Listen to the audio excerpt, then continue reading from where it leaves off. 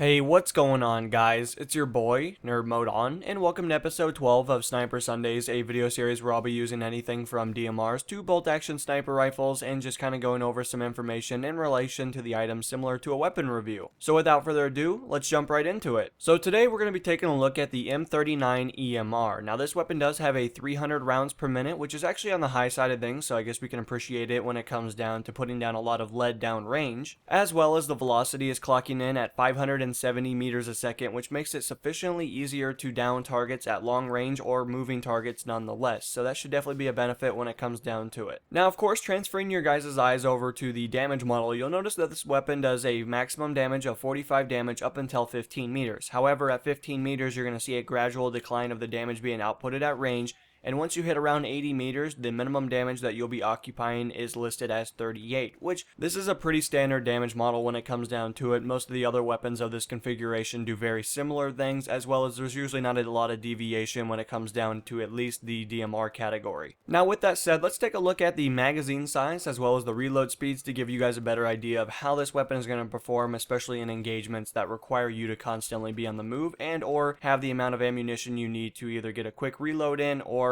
down hopefully a lot of players in the midst of it. So you guys will notice that this weapon does have a 20 round magazine plus one in the chamber. Of course, you add those both together and you're going to get 21 rounds total, which is actually a lot of ammunition when it comes down to it. Most of you guys will be able to use that for a multitude of different players, so you shouldn't have a whole lot of problems there. And again, there is really no deviation when it comes down to this number, considering that some of the other weapons have either 5 more or some of the weapons have the very bare minimum of 11 rounds. So you should be perfectly fine in those cases, and you're going to notice that you'll be able to hopefully kill a good amount of players without having to reload. Now with that said, taking a look at the reload speeds, you guys will notice that this weapon does have a short reload of 2.25 seconds as long as you have one bullet left in the chamber. However, if you happen to expel all your ammunition, you are going to be sitting through a lengthy reload speed clocking in at 3.4 seconds. And finally, let's take a look at the recoil numbers. You guys will notice that this weapon does have a left pull of 0.4 as well as a right pull of 0.4. So that means it's going to pretty much be centering every time you shoot, so really not a whole lot of problems there. However, you're going to notice on the vertical side of things that this weapon does have a vertical recoil of 0.7, which is actually very sufficient. It's a lot higher than pretty much all the other ones.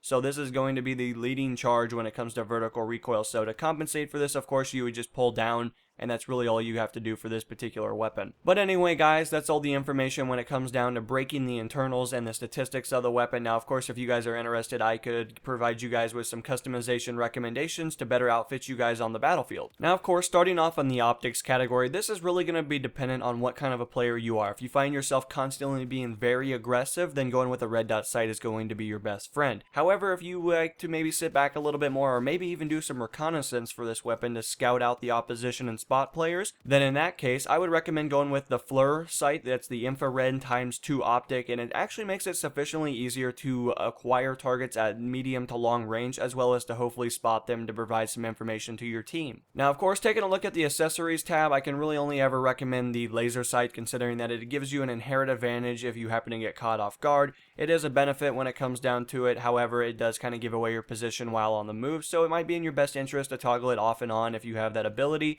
or if you remember to. But in these many cases, the DMRs are not known for having the best hip fire, and in that case, I would definitely recommend something to hopefully tighten it or improve it by itself. So a laser sight is what I'm going to recommend to you guys. Now, of course, transitioning over to the barrel attachments, I usually recommend going with a flash hider or a standard barrel, which in that case is no attachment.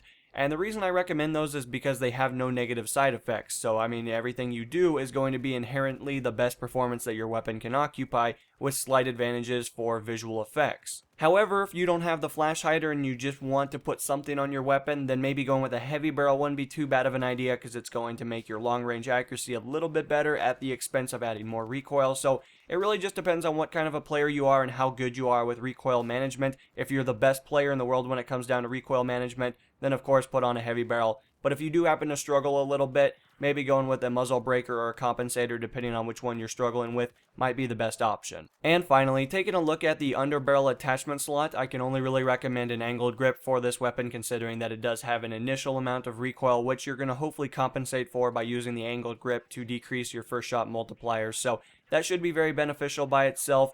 But when it comes down to it, guys, that's really all the information for today's video. I hope you guys enjoyed everything, and nonetheless, I will see you in the next installation, and until then, this is NMO, and I'm going to be signing out, guys. Peace.